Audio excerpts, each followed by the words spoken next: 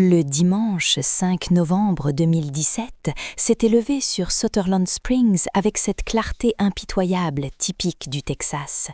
Une lumière crue qui blanchissait les routes poussiéreuses et faisait briller les toits en tôle. L'air portait cette odeur familière de terre sèche et d'herbes brûlées par le soleil, mêlée, en ce matin sacré, aux effluves de café bon marché et de parfums floraux que les dames de la paroisse portaient pour le service. La First Baptist Church, avec ses murs blancs modestes et son clocher pointant vers un ciel d'un bleu infini, n'était pas seulement un bâtiment, c'était le cœur battant de notre petite communauté, un refuge en bois où le temps semblait suspendu entre les hymnes et les échos des Amen. J'étais assis là, à ma place habituelle, engoncé dans ce pantalon de costume trop rigide que je détestais, échangeant des regards complices avec Anna par écran interposé, pensant déjà au match de football de la veille et aux pancakes de ma mère qui pesaient encore agréablement dans mon estomac. Tout était si normal, si terriblement et merveilleusement ordinaire. La petite Grace Wilson, devant moi, jouait avec ses rubans et le pasteur Albright parlait d'amour, sa voix résonnant contre les lattes de bois verni du plafond. Puis, le monde s'est brisé. Ce ne fut pas comme dans les films où la musique monte en crescendo. Ce fut d'abord un claquement sec, incongru, comme un pétard éclaté trop tôt, suivi d'une cacophonie brutale qui déchira la sainteté du lieu. L'odeur de la poudre à canon, âcre et métallique, a instantanément remplacé celle des vieux livres de cantiques. J'ai agi par instinct, une force motrice née de mes années sur le terrain de football, poussant mes jambes non pas vers la sortie, mais vers la menace, vers cet homme en noir qui profanait notre sanctuaire. J'ai senti les impacts avant même de comprendre la douleur. 2 coups sourds dans le dos, comme si un marteau géant m'avait cloué au sol. Le plancher en bois froid a heurté ma joue. Le goût cuivré du sang a envahi ma bouche, étouffant mon cri. Les hurlements autour de moi se sont distordus, devenant lointains, comme s'ils traversaient une épaisse couche d'eau. Ma mère criait mon nom. Caleb, Caleb, une plainte déchirante qui semblait venir d'un autre univers. Puis, l'obscurité a envahi ma vision périphérique, rétrécissant le monde à un point minuscule, jusqu'à ce que le silence, un silence absolu et lourd, engloutisse tout. Soudain, la douleur a cessé, brutalement, totalement. J'ai pris une inspiration, mais l'air n'avait plus la même texture. Il était léger, cristallin. J'ai ouvert les yeux et le choc fut plus grand que celui des balles. Je n'étais plus étendu sur le sol. Je flottais, suspendu à 3 mètres de hauteur, près des ventilateurs de plafond qui tournaient paresseusement. En bas, c'était une scène de désolation, un tableau de guerre peint sur le sol sacré de notre église.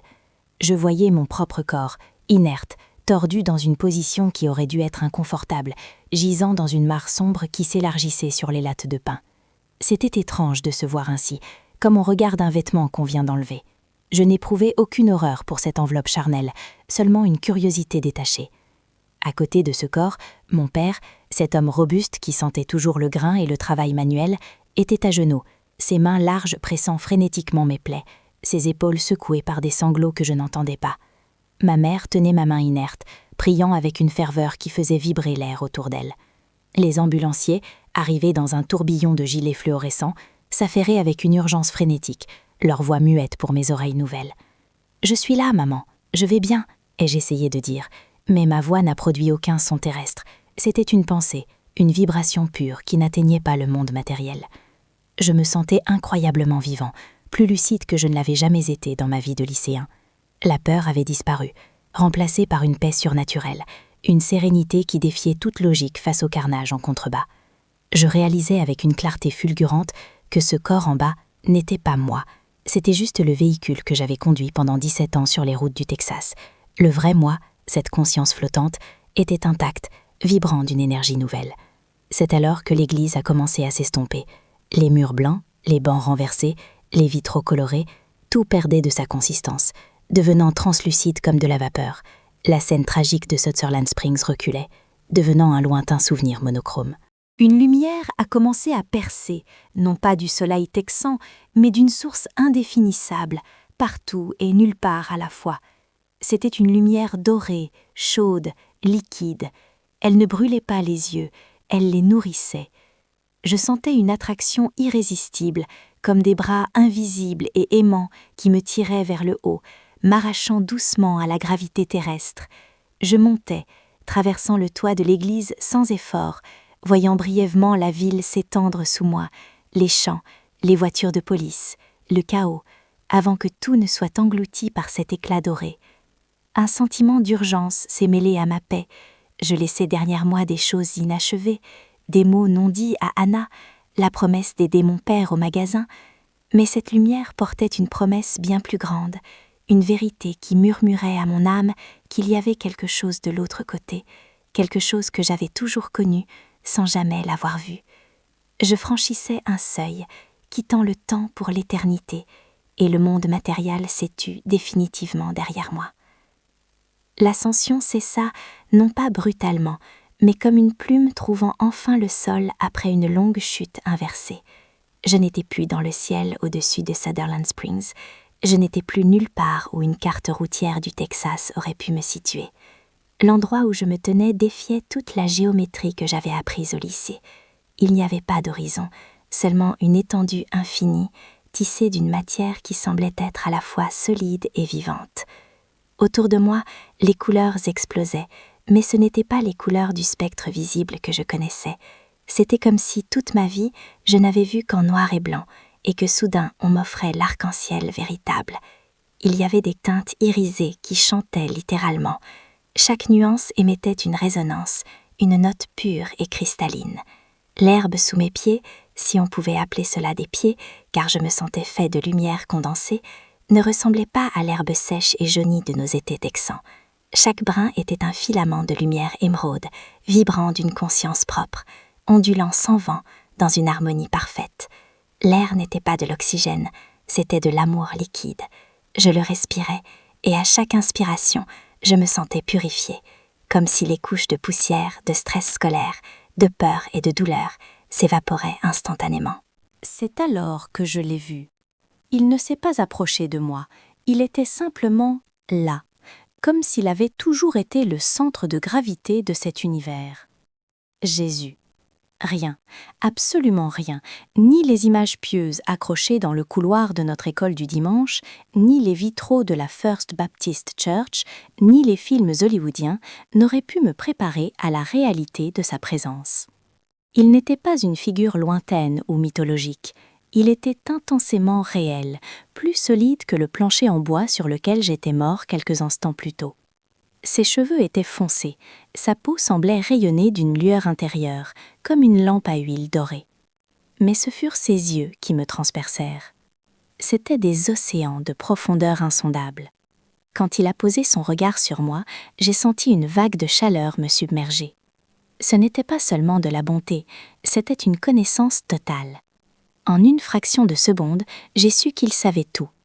Il a vu chaque mensonge que j'avais dit à mes parents, chaque moment de colère sur le terrain de football, chaque fois où j'avais ignoré un appel à l'aide. Et pourtant, face à cette mise à nu totale, il n'y avait aucun jugement.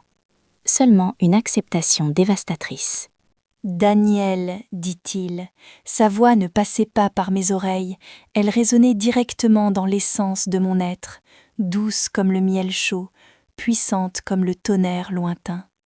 Mon fils courageux. Je voulais répondre, lui dire que je m'appelais Caleb, ou peut-être Daniel, les noms terrestres semblaient soudain si flous, interchangeables face à l'éternité, mais tout ce que je pus faire, ce fut pleurer. Ce n'étaient pas des larmes de tristesse, mais des larmes de libération. C'était comme poser un sac de ciment que j'avais porté sur le dos depuis ma naissance, sans m'en rendre compte. Il s'approcha et posa une main sur mon visage. L'amour qui se déversa de ce contact était insupportable de beauté. C'était comme être enveloppé dans du soleil liquide. « Tu as sauvé 12 personnes aujourd'hui, » murmura-t-il, et des images défilèrent devant moi, non pas comme un film, mais comme si je revivais l'instant sous 1000 angles différents. Je vis ma course folle vers l'assaillant, non plus avec la peur au ventre, mais avec la clarté de l'impact que cela avait eu. Je vis les familles s'échapper par la porte latérale pendant que son attention était braquée sur moi. Ton courage a empêché les ténèbres d'engloutir les enfants. Soudain, le paysage changea. La lumière dorée se rétracta, et le visage de Jésus devint grave, empreint d'une tristesse ancienne et profonde.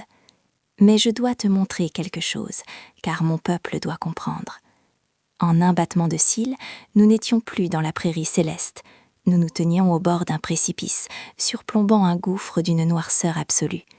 L'air ici était épais, lourd, saturé d'une odeur âcre de soufre, de viande brûlée et de désespoir rance. C'était l'antithèse de la vie. En bas, dans cette fosse, je vis des formes, des ombres tourmentées. « Regarde, » dit Jésus doucement.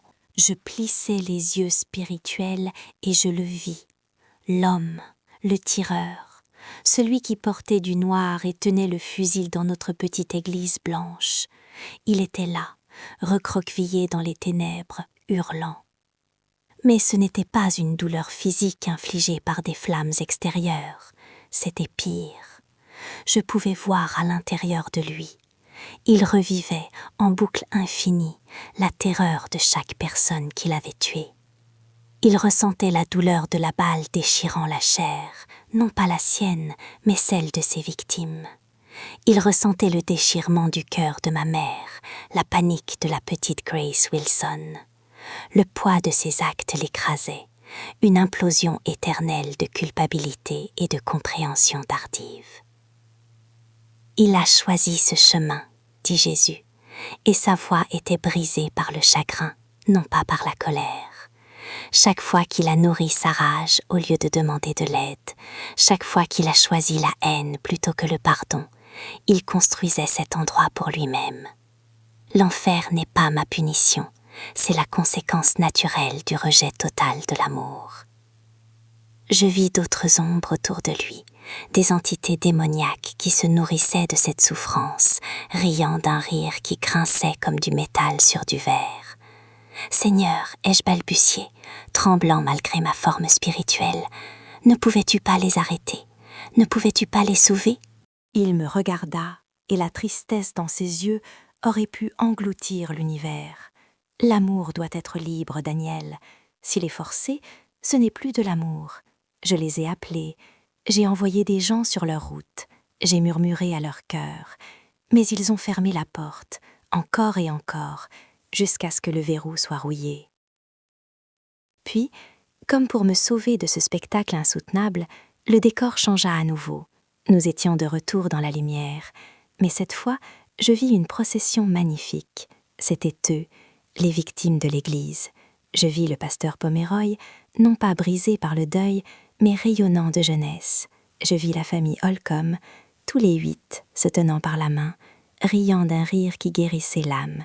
Ils n'étaient pas morts, ils étaient plus vivants que quiconque restait au Texas. « Ils sont des martyrs », déclara Jésus avec fierté. « Ils sont venus dans ma maison pour me chercher, et ils m'ont trouvé.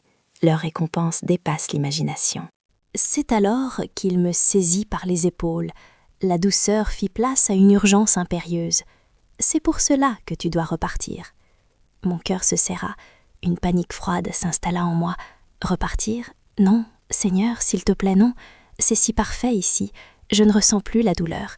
Je ne veux pas retourner là-bas, dans le sang, dans le bruit, dans ce corps brisé. » Je pensais à mon existence terrestre, les devoirs, les pressions, la violence insensée, et cela me semblait être une prison comparée à cette liberté. « Mon fils, dit-il, en me serrant contre lui, et j'eus l'impression d'être un enfant bercé par le Père idéal. Ta mission n'est pas terminée. Tes parents sont à genoux. Ils supplient pour ta vie. Et le monde a besoin de savoir que la peur ne doit pas gagner. Satan veut que mon peuple ait peur de se rassembler. Il veut vider les églises. Tu dois leur dire que je suis avec eux, même dans la vallée de l'ombre de la mort. » Je sentis une force invisible tirer sur mon dos, comme un élastique tendu à l'extrême. La lumière dorée commença à tourbillonner, s'éloignant de moi.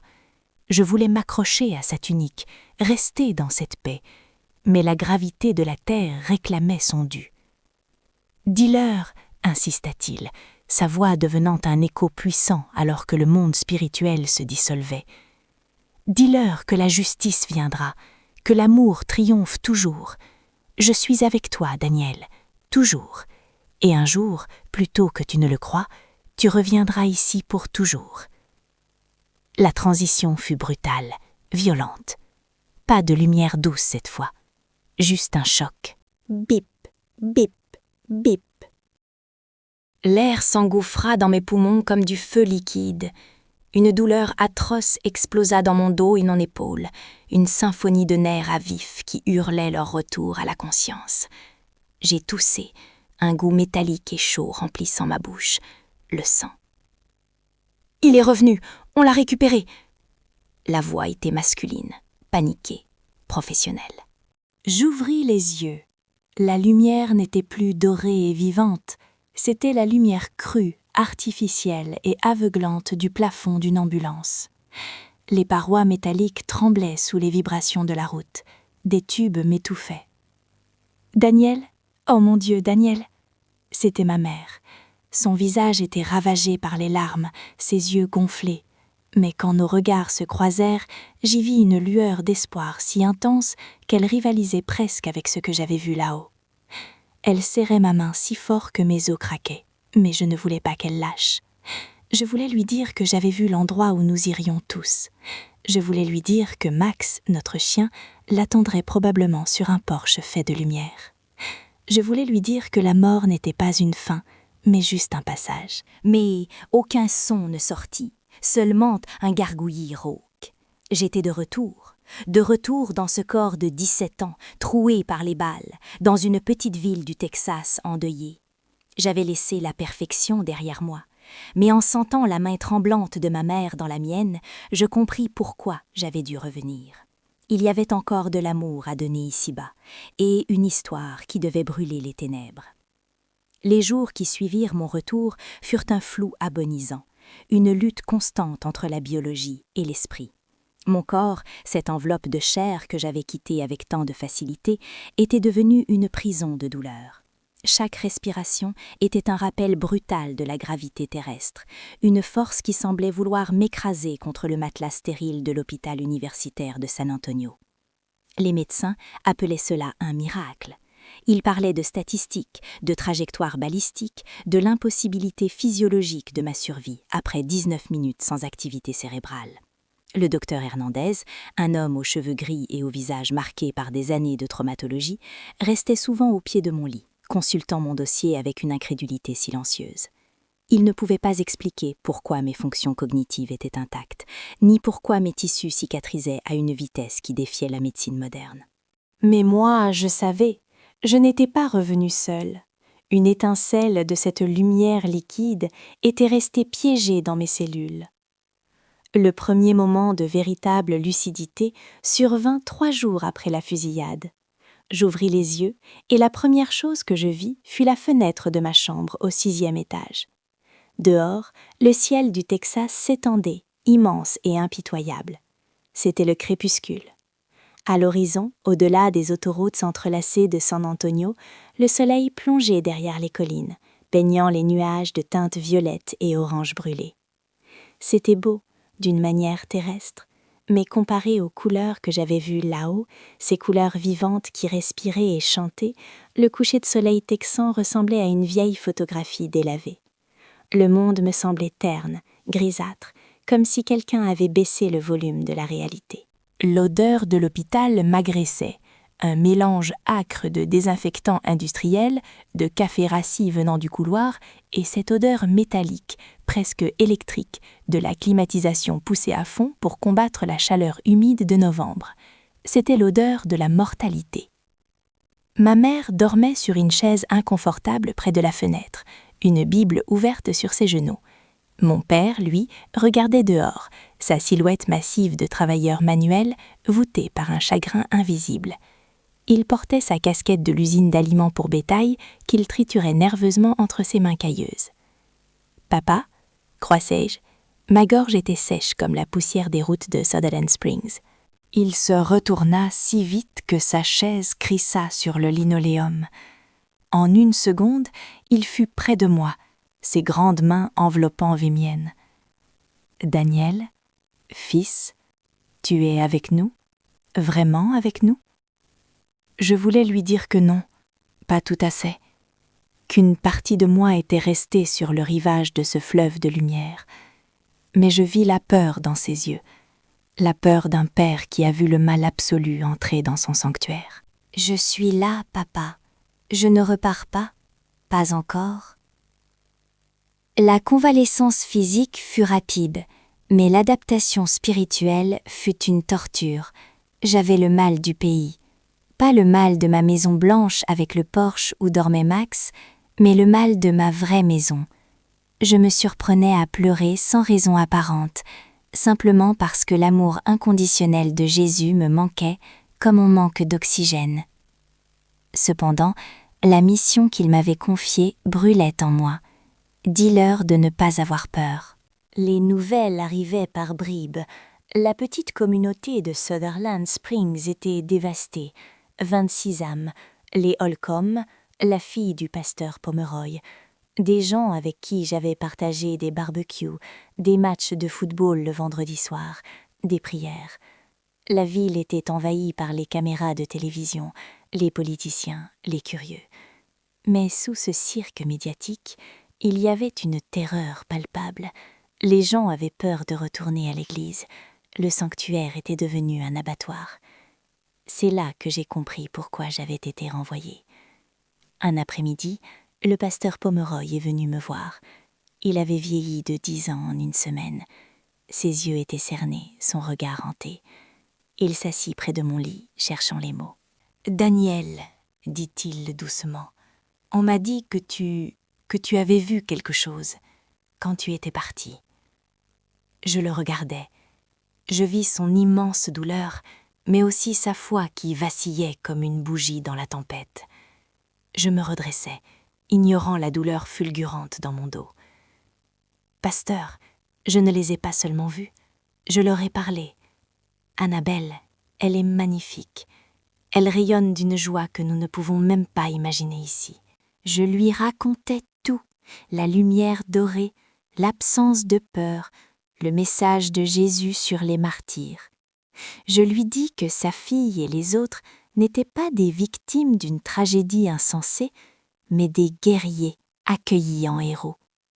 Pour la première fois depuis la fusillade, je vis les épaules du pasteur se détendre. Il pleura, non plus des larmes de désespoir, mais des larmes de soulagement. Ce jour-là, dans cette chambre d'hôpital stérile, au cœur du Texas, l'atmosphère changea. La peur recula. Quand je suis enfin sortie de l'hôpital, l'air chaud et humide du sud du Texas m'a frappé au visage. L'odeur de la terre sèche, des chênes verts et du diesel des pick-up sur le parking m'a accueillie. C'était le monde réel, imparfait, bruyant. Je ne suis plus le même adolescent qui s'inquiétait de ses notes ou de son match de football. Je marche dans les rues de ma ville et je vois les choses différemment. Quand je croise quelqu'un au magasin général ou à la station-service, je ne vois pas juste un voisin, je vois une âme éternelle, fragile, en quête de lumière. Je vois aussi les ombres, je sens la colère chez certains, cette même colère noire que j'ai vue consumer le tireur en enfer. Et cela me terrifie, mais cela me motive aussi. Je sais maintenant que chaque acte de gentillesse, chaque parole de pardon est une arme de guerre contre les ténèbres. Le dimanche suivant mon retour à la maison, nous sommes allés à l'église. Pas dans le bâtiment criblé de balles, qui était devenu un mémorial, mais sous une grande tente blanche dressée dans un champ voisin. Il y avait du vent, faisant claquer la toile. Les gens étaient nerveux, regardant vers l'entrée, sursautant au moindre bruit. Le pasteur m'a demandé de parler. Je me suis levée, mes cicatrices tirant sous ma chemise. J'ai regardé cette assemblée de fermiers, d'enseignants, de mécaniciens, ma famille. Je m'appelle Daniel Carter, ai-je dit, ma voix amplifiée par le micro grésillant. Je suis mort le 5 novembre et je suis revenu pour vous dire une chose. La mort n'est pas la fin et la peur est un menteur. J'ai raconté le message de Jésus, j'ai parlé de la justice parfaite qui attend les méchants et de l'amour inimaginable qui attend les fidèles.